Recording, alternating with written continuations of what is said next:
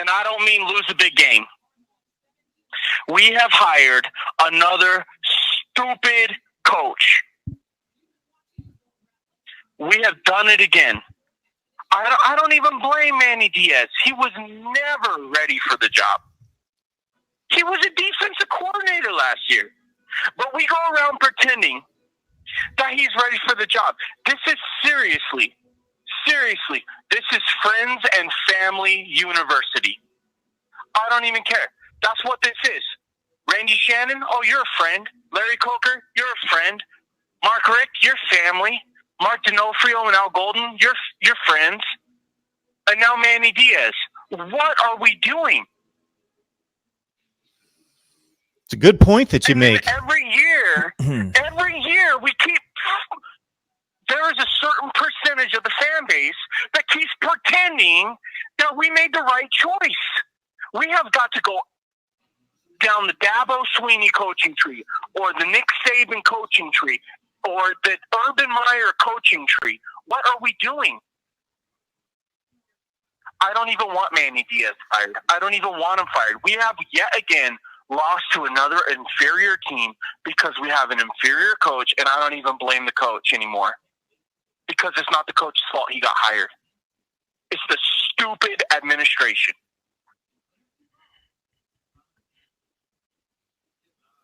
So was and not to get like, go ahead. Sorry. Well, I was going to ask you if there's anything in particular besides losing the two games that obviously both went right down to the wire. If there was any kind of... It's not clean. It's not clean. It's poorly coached.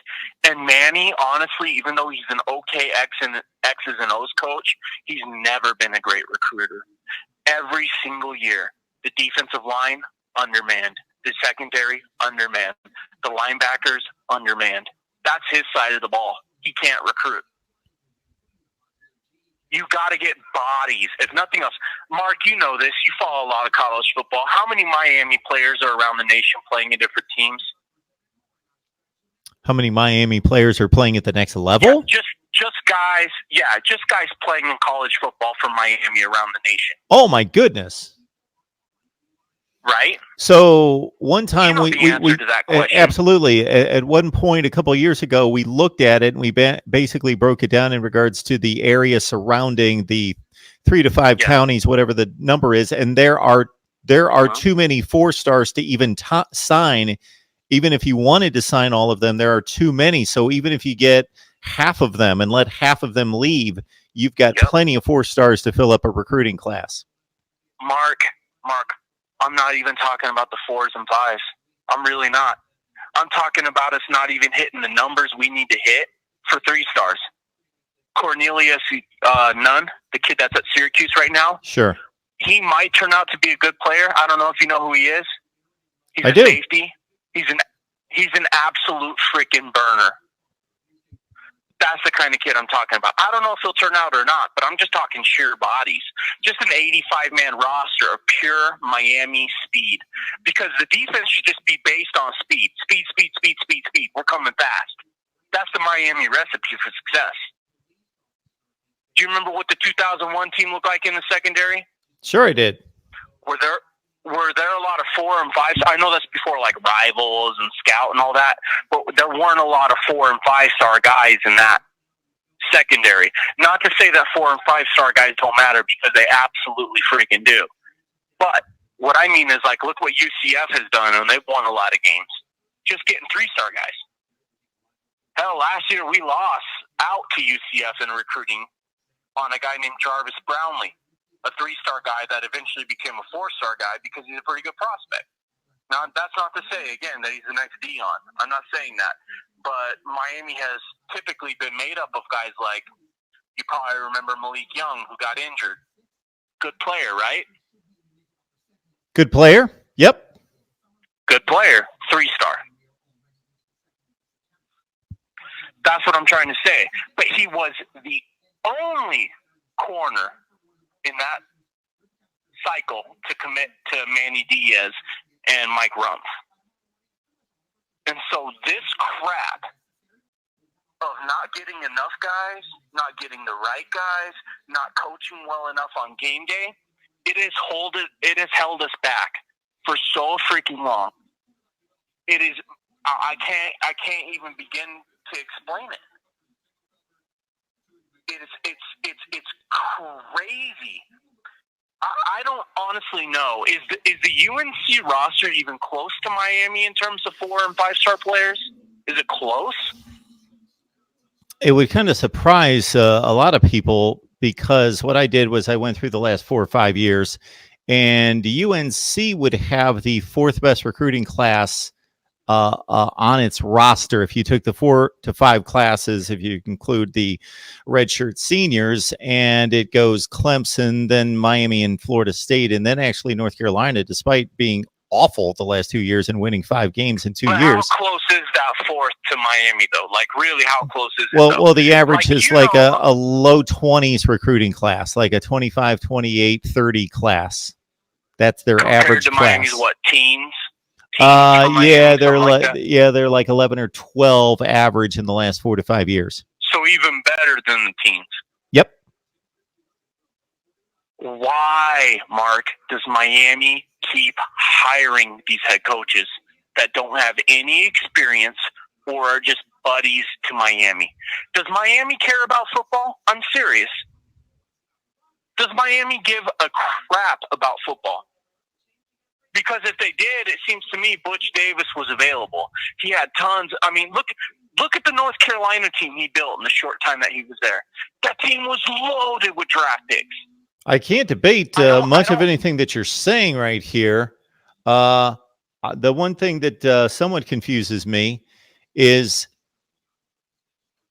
it a recruiting issue or a development issue? Because at one point both are coaching issues, right? Yep. So like some people don't think they're both coaching issues. Because coaching is the whole deal. It's the X's and O's, it's the player development, and it's the recruiting. It's all of it. And I'm sorry, but like I just can't. I just can't hear the Miami Hurricanes fans out there. And God love them, because I love my Miami Hurricanes fans. I'm one of them. But I just don't want to hear about how it was on the road. It was a redshirt freshman quarterback. It was a sold-out crowd. How many times am I going to hear these excuses with the Hurricanes? How many times do I got to hear this? When are we going to hire a head coach that can overcome this BS? Well, the excuse you're going to hear for this season is that it's the first season and that any coach should be given a first season. That's what you're going to hear. Okay, that may be true, but maybe give me a coach with some experience. I mean, it's Mac Brown's first season, too, in like 3 years. When was the last time Mac coached? 2013, 6 years. So 6 years Mac Brown has been out of the game. Meanwhile, Manny's been coaching against all kinds of people coaching the defense. And he's 0-2. And to be honest, like people say, well, the Florida game, it was a big game, it was sloppy, it was the first game. Look, it was a poorly coached game. If Nick Saban came out and had that kind of a deal, you'd be saying, whoa, what happened with the Nick Saban team? I would not expect that. Now, I know Nick Saban is the best in the world, no doubt about that. But that is the level that we have to compare people to if we want to win a damn national championship. And that's what Miami's supposed to be about. Because the same people saying, let's make excuses for Miami, are the same people saying, let's go 12-0 every single year. Now, you might not follow Miami, enough to get into the minutia of all that. But Miami's fan base is crazy. Every year they think we're going to go 12-0, and I don't necessarily think that. I'm pretty rational when it comes to that. I figure we go maybe 10-3, but I don't see how that's possible if we can't beat freaking North Carolina. Yeah, North Carolina is obviously much improved, but you should win that game. There's no question about that. You should win that game. Yep. No offense to North Carolina. I think that they're a pretty good program. I really do. I really think that North Carolina is, they say sleeping giant. I don't necessarily think a sleeping giant, but a sleeping solid program. I do think that. I think that they can be I think they could be as good as Virginia Tech was when Virginia Tech was under Frank Beamer. A team that could be really, really, really damn good, beat anybody on any given Saturday, and maybe, just maybe, if they get a Michael Vick that could maybe win a national championship. Maybe. I do think that about North Carolina. They are that good of a program. They're not NC State. They're not Duke. They're not South Carolina. They're a little bit better than all those programs, potentially speaking. Anyway. Potentially. But Absolutely. Miami, yeah, potentially. Yeah, people forget that Miami's when supposed Mac to be a Brown freaking was blue at blood. when Mac Brown was at North Carolina, I believe 5 of his last 6 teams finished in the top 10 in the nation. There is great potential at North Carolina. Not only Mac. Look how Butch recruited there. Butch did pretty well there. Stars. Larry Fedora had a Yeah. couple good runs Yeah, I mean, I think before they fell apart. He probably wouldn't even gotten fired if his team wasn't so completely decimated by injuries last year. They were absolutely hampered by injuries last year. Would I want Fedora in charge of my program? No, I'd probably rather have Mac Brown. I just don't understand what's going on with Miami. Why do they keep doing this? Why? Why do they keep going with these friends and family hires? Shannon, family.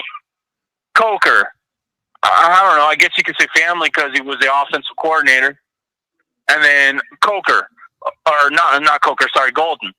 Golden was an outside hire, but he just would not commit to firing his best friend, Mark D'Onofrio, a terrible defensive coordinator. Even, Houston said he's always been a terrible defensive coordinator. That's not Miami defense to sit there and read and react and just, quite frankly, be terrible all the way around. And then you go with Manny Diaz. Why? We didn't even do a coaching search, Mark. We hired him after like a few hours. Mark, we didn't even do a coaching search. No, you we didn't. even do a search. No, Rick walked in. Come on. Yep, Rick made the decision on a Sunday morning, and by noon or so, Manny Diaz was coming back from Philly. This guy, Blake James, and I said his name 3 times for a reason. This guy needs to be drugged by Miami fans, and this administration needs to be drugged by Miami fans. This is so pathetic. This is the same crap we have been dealing with since 2002. The same crap. No one ever gets fired. No one ever gets replaced. I mean, could you just imagine if this crap happened at Texas? If this crap happened at Texas, guess what? Manny Diaz would be fired. That's right, because he was fired at Texas. If this crap happened at Auburn, dudes would be walking. If this crap happened at Georgia, they'd be let go. And what do? We hired their trash. Now, I actually think Mark Richt is a very good man and a solid football coach. But at the end of the day, he walked because he wouldn't fire his son. That's the kind of person we're hiring. Someone who puts their family or their friends ahead of the university. And Blake James doesn't have the balls to step in and say, no. We're going to hire the best people available, not just your buddies and family. It keeps happening. It keeps happening over and over and over and over again. And every single time it happens, Miami fans convince themselves that it's okay, and it's not okay. That's all I got to say, Mark. I appreciate the passion. I've got a few other people calling right now, and you certainly raised some good points, man. Thanks for the call.